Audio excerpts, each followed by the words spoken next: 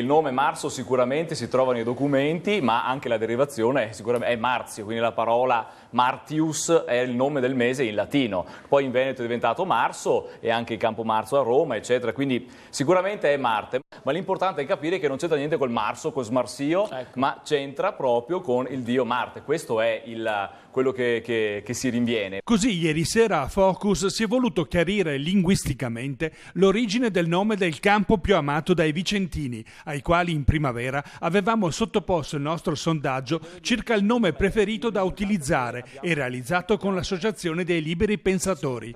Campo Marzo o Marzio? Oltre il 70% del campione di 1200 votanti ha detto Campo Marzio. Ecco lo spunto per lanciare una nuova grande iniziativa. Lanciamo una proposta? Sì, perché lanciamo al sindaco di Vicenza. Sì, volentieri.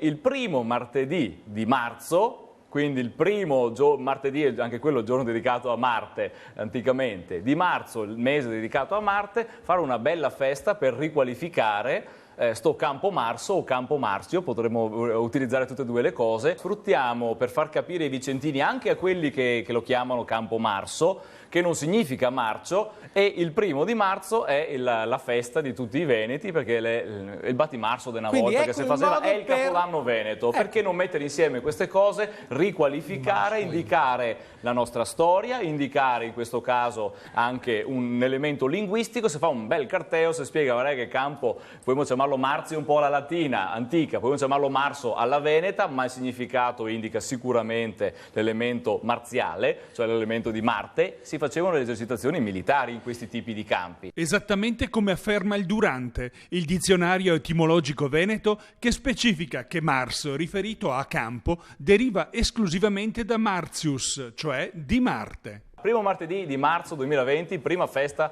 in Campo Marso. Lanciata, l'abbiamo lanciata qui da Focus con Rete Veneta. Gio Formaggio, una bella idea. Adesso bisognerebbe fare esercitare i militari.